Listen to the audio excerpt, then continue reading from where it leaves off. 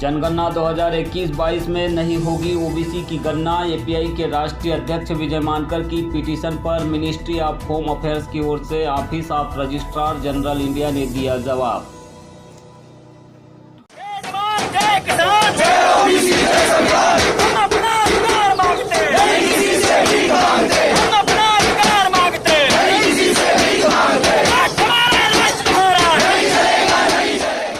ये बड़ा स्पष्ट है कि मोदी सरकार ने जो मुझे रिप्लाई दिया है उसके आधार पर मैं कह रहा हूं, काफी लंबा चौड़ा रिप्लाई है।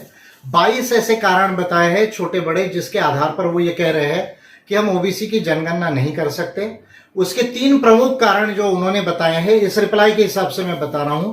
15 फरवरी 2021 का रिप्लाई है office of registrar general of India का, ministry of home affairs, government of India, Modi सरकार का।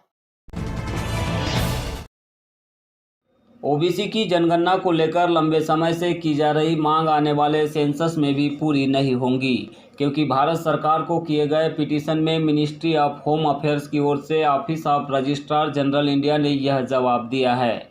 दरअसल अम्बेडकराइट पार्टी ऑफ इंडिया के राष्ट्रीय अध्यक्ष धीमान विजय मानकर ने 10 दिसंबर अंतर्राष्ट्रीय मानव अधिकार दिवस के उपलक्ष्य में साल 2019 में ओबीसी जनगणना को लेकर एक पिटीशन की थी। इस पिटीशन के जवाब में विजय मानकर के द्वारा अन्य प्रक्रियाओं का पालन करते हुए जानकारी जुटाने का भरसक प्रयास किया गया, जिसके जवाब में आखिरकार केंद्र सरकार ने 15 फरवरी 2021 को जवाब दिया है। इस जवाब में सरकार ने ओबीसी की जनगणना नहीं कराए जाने को लेकर तकरीबन 22 कारण गिनाए हैं। इसमें 3 मुख्य कारणों की बात की जाए तो सरकार की ओर से जवाब में कहा गया है कि जाति के आधार पर जनगणना संभव नहीं है।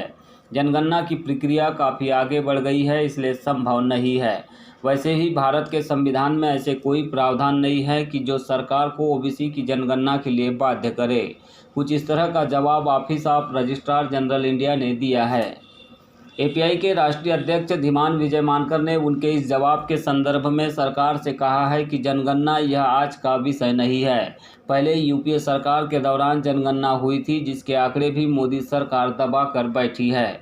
आज तक उन्हें जारी नहीं किया गया। उन्होंने सुझावपूर्वक सरकार से यह भी कहा है कि केंद्रीय सूची में ओबीसी कम्युनिटी दर्ज है। लगभग 6285 कम्युनिटी इसमें शामिल है। इसी तरह राज्य और केंद्र शासित प्रदेशों के ओबीसी को मिलाया जाए तो यह सूची 7200 के पार हो जाती है। जिस तरह से देश में अनुसूचित जाति और आदिवासियों की कम्युनिटी का सेंसस होता है, ठीक उसी तरह से ओबीसी की जनगणना भी होनी चाहिए। उन्होंने कहा है कि सरकार को कम से कम अनुच्छेद 16(4) को देख लेना चाहिए। साथ ही अनुच्छेद 340 और 338 बी एवं 368 2C के अलावा अन्य प्रावधानों का भी अध्ययन करना चाहिए।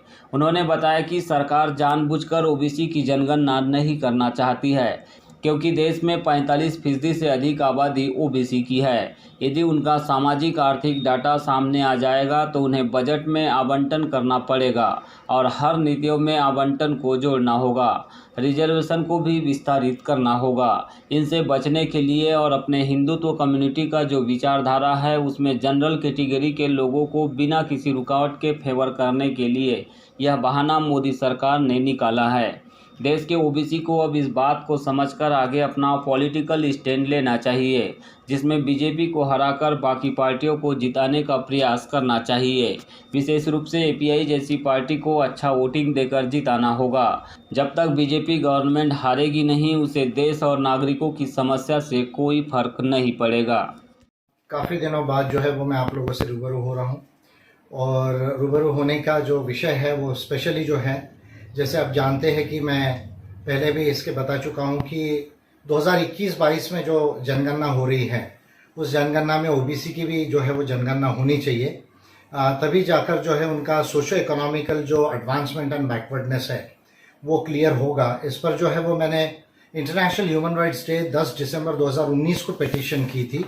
ये वो पिटीशन का जो है ये फॉर्मेट है जो of registrar general and census commissioner of India and secretary of home ministry जो है गवर्नमेंट ऑफ इंडिया को, जो कंसर्न मिनिस्ट्री है उसको मैंने पिटीशन किया था। उसके बाद फिर मैंने पार्लियामेंट से कुछ प्रोसीजर करवाई। उसका ये रिप्लाई जो है 15 फरवरी को जो है ये वो रिप्लाई है। इसका डिटेल ये लोग स्कैन करके डाल देंगे। इसका रिप्लाई जो है वो 15 फरवरी 2021 को जो है office of registrar general of India ने जो है दिया है मिनिस्ट्री ऑफ होम अफेयर्स के तरफ से। और उन्होंने ये कहा है कि हम ओबीसी की जनगणना नहीं कर सकते। ये बड़ा स्पष्ट है कि मोदी सरकार ने जो मुझे रिप्लाई दिया है उसके आधार पर मैं कह रहा हूँ, काफी लंबा चौड़ा रिप्लाई है। 22 ऐसे कारण बताए हैं छोटे बड़े जिसके आधार पर वो ये कह रहे हैं कि हम ओबीसी की जनगणना नहीं कर सकते। उसके 3 प्रमुख कारण जो उन्होंने बताए हैं, इस रिप्लाई के हिसाब से मैं बता रहा हूं।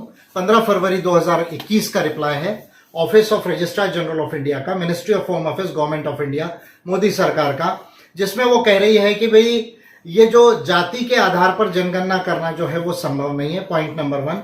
पॉइंट नंबर 2 वो ये कह रही है कि अभी सेंसस की जो प्रक्रिया है बहुत आगे बढ़ गई है, इसलिए हम ये जनगणना नहीं कर सकते, पॉइंट नंबर 2।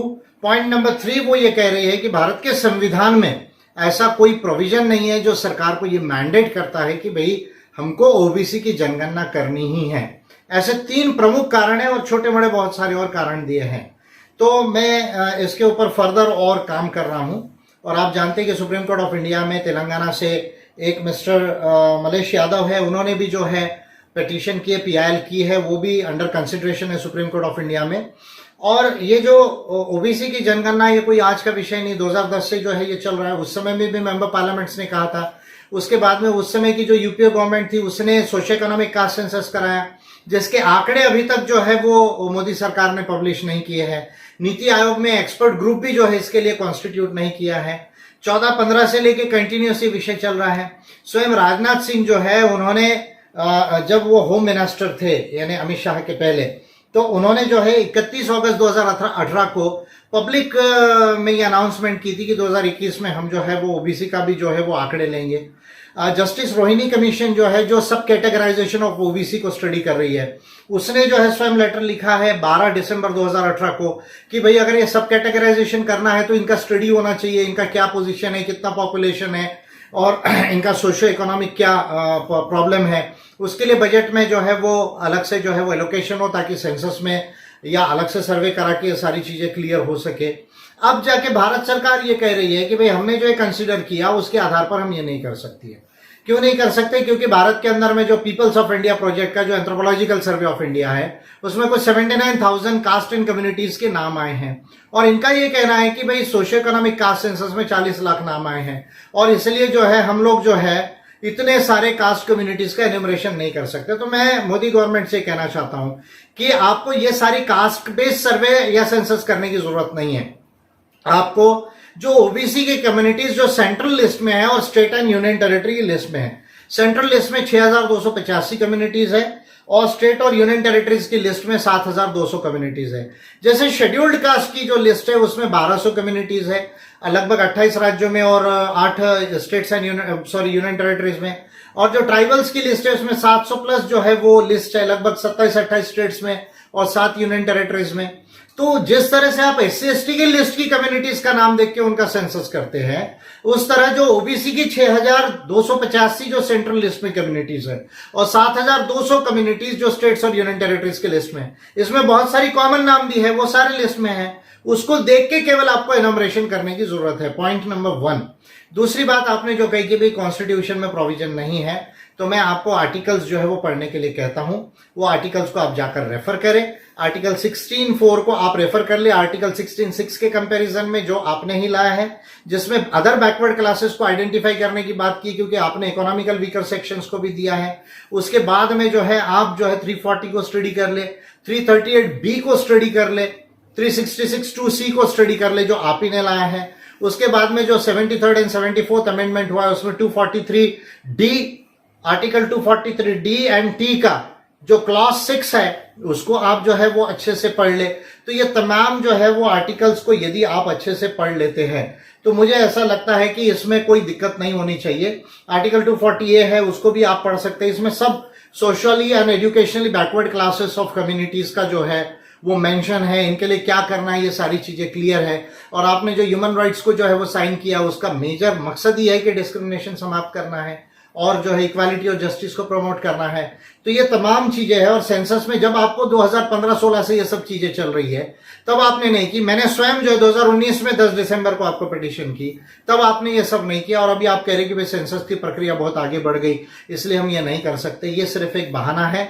ओबीसी सरकार जो है मोदी सरकार ओबीसी की जनगणना इसलिए नहीं करना चाहती क्योंकि 45% से ज्यादा ये जो आबादी है, अगर इसका सोशो इकोनॉमिक डेटा अगर आ गया तो बजट में उसके लिए एलोकेशन करना पड़ेगा, हर पॉलिसी में एलोकेशन करना पड़ेगा, रिजर्वेशन को जो है वो एक्सटेंड करना पड़ेगा। इन चीजों को बचने के लिए और अपना हिंदुत्व कम्युनिटी का जो इनका विचारधारा है उसमें जनरल कैटेगरी के लोगों को प्रीडोमिनेंटली फेवर करने के लिए यह सिर्फ एक बहाना मोदी सरकार ने निकाला है। मैं देश के ओबीसी के लोगों को यह कहना चाहूंगा कि यह चीज केवल कोर्ट और ये चीजों से सॉल्व नहीं होगी। इसके लिए पॉलिटिकल स्टैंड लेने की जरूरत है। वो पॉलिटिकल स्टैंड क्लियर होना चाहिए कि हमको बीजेपी को वोट नहीं करना है, बीजेपी को डिफीट करके बाकी पार्टीज को विक्टोरियस बनाना, पर्टिकुलरली एपीआई जैसी पार्टीज को जो है अच्छा वोटिंग देना, क्योंकि हम लोग भी असम में, बंगाल में और केरला और तमिलनाडु में कंटेस्ट कर रहे हैं लिमिटेड सीट्स को। इस पर आपने जो है वो कंसिडर करना चाहिए, तब जाकर ओबीसी का जो है ये प्रॉब्लम सॉल्व होगा। मेरा ये कर्तव्य था कि ये बातें क्लियर मैं आप लोगों को बताऊं। इवन जो सुप्रीम कोर्ट ऑफ इंडिया में पीआईएल फाइल की है उन लोगों के लिए भी मैं कहना चाहूंगा कि वो लोग इन चीजों पर ध्यान दें और पॉलिटिकल स्टैंड लेकर जो है बीजेपी गवर्नमेंट जब तक डिफीट नहीं होगी तब तक ओबीसी की जनगणना होना आज के तारीख में मुझे जो है वो डिफिकल्ट लग रहा है। ये जानकारी देने के लिए आज मैं आपसे ये वीडियो शेयर कर रहा हूँ। धन्यवाद।